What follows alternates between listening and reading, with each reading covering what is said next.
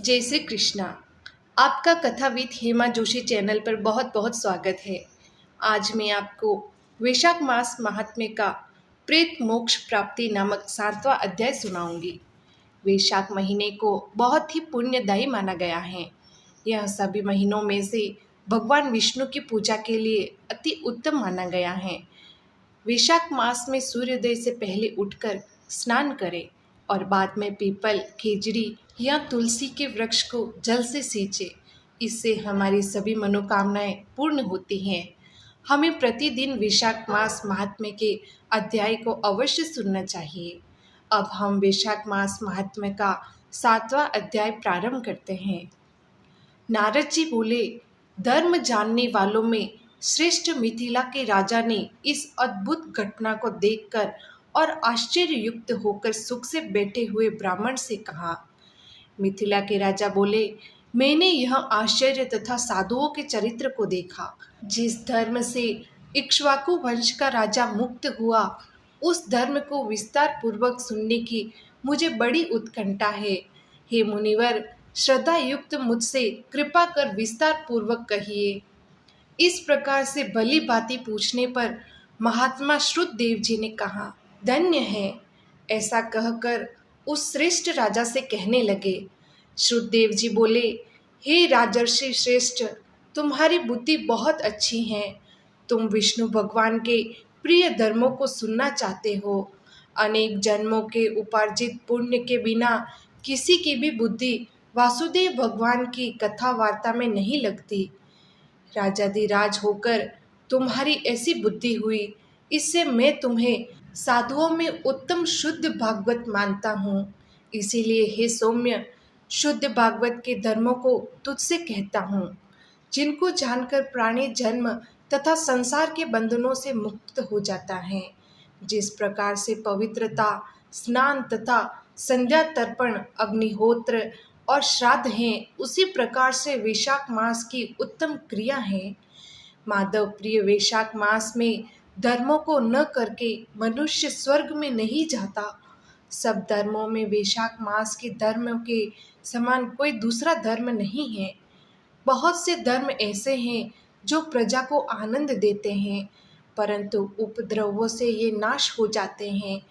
इसमें कुछ विचार की बात नहीं है। वैशाख महीने में करने योग्य सब धर्म सुलभ हैं, यथा जल के घड़े का दान, पोसरा चलाना, मार्ग में सुंदर छाया लगवाना, जूता, खड़ाऊ तथा छाता और पंखा दान करना, तिल सहित मधु दान करना, थकावट हटाने वाला गोरस दान करना, बावड़ी, कुआं, तालाब इत्यादि बनवाना, पथिकों के लिए आश्रय बनवाना, नारियल, ऊख, कपूर तथा कस्तूरी का दान करना, गंध लगाना तथा हे भूपति, पलंग या खटिए का दान करना, आम के फल, सुंदर स्वादिष्ट ककड़ी का दान करना, दवना तथा सुगंधरा के फूलों का दान करना तथा सायंकाल के समय गुड़ और जल का दान देना।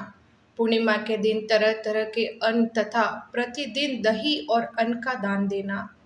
सर्वदा तांबुल का दान देना। चैत्र की अमावस्या के दिन करीर का दान देना। सूर्य के उदय होने से पहले प्रातःकाल प्रतिदिन स्नान करना। मधुसूदन भगवान की पूजा तथा कथा सुनना। शरीर पर तेल नहीं लगाना।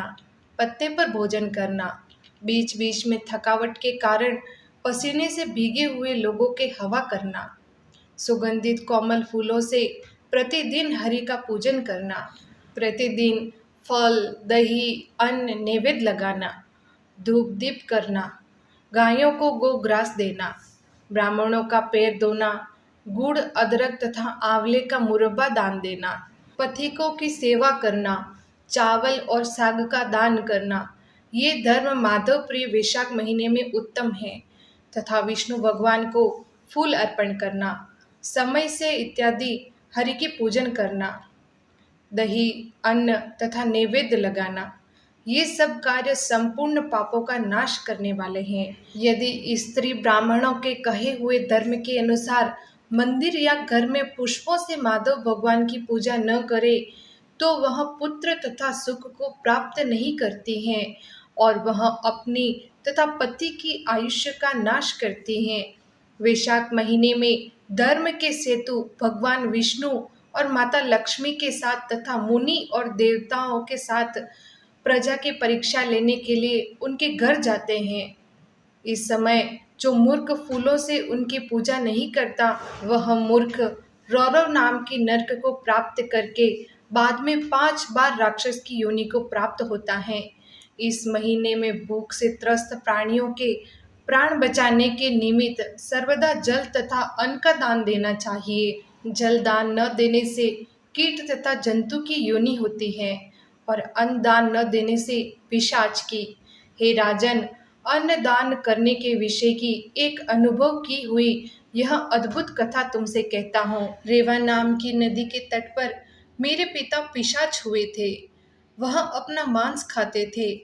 भूख और प्यास के कारण उनका शरीर शिथिल हो गया था।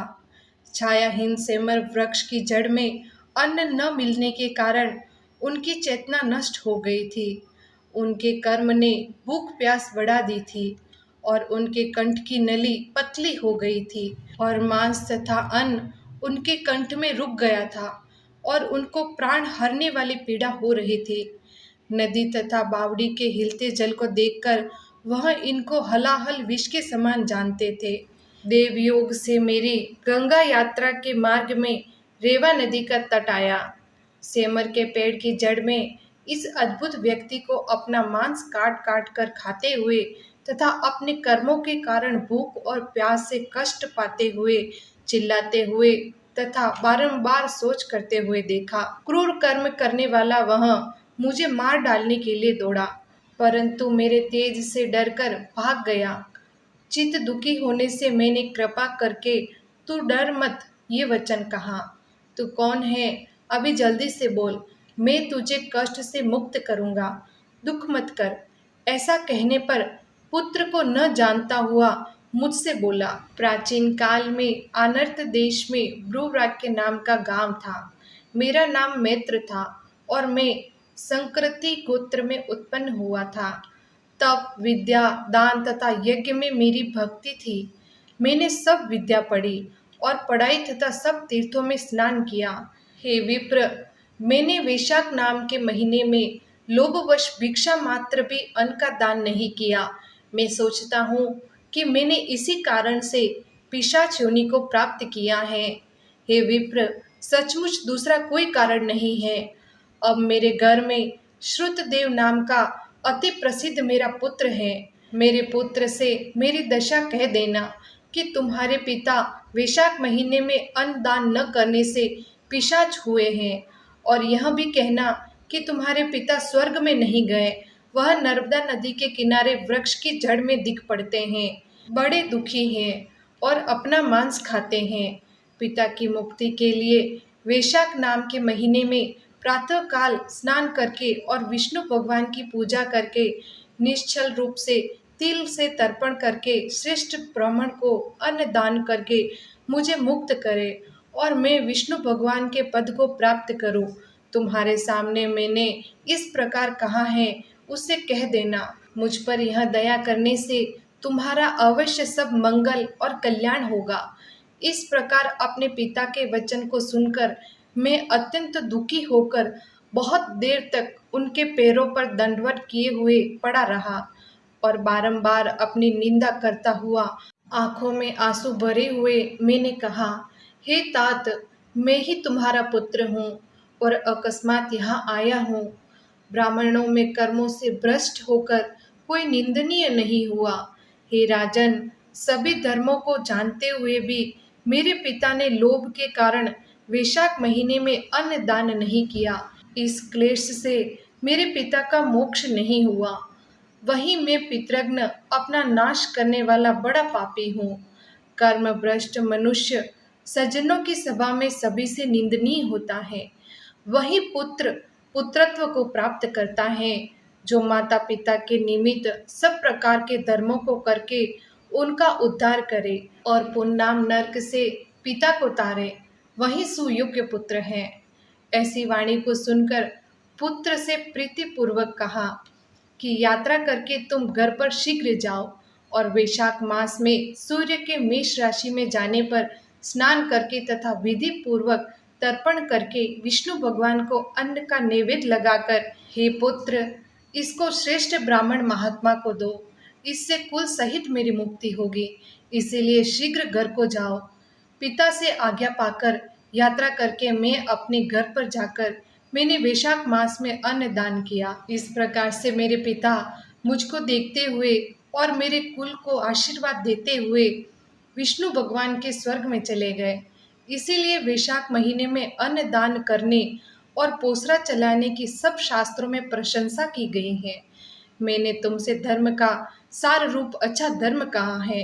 अब कहो तुम और क्या अधिक सुनना चाहते हो। श्री स्कंद पुराण के वैशाख महात्म्य के देवऋषि नारद और अम्बरीश मुनि के संवाद में पिशाच मोक्ष प्राप्ति नाम का 7वां अध्याय श्री हरि के चरणों में अर्पण। श्री स्कंद पुराण के वैशाख महात्म्य के देवऋषि नारद और अम्बरीश मुनि के संवाद में काम दहन नाम का 8वां अध्याय हम अगले भाग में सुनेंगे। अगर आपको कहानी पसंद आई हो तो कहानी को लाइक करें, चैनल को सब्सक्राइब करें और बेल आइकन को जरूर प्रेस करें, जिससे आने वाली वीडियो का नोटिफिकेशन आपको मिल जाए।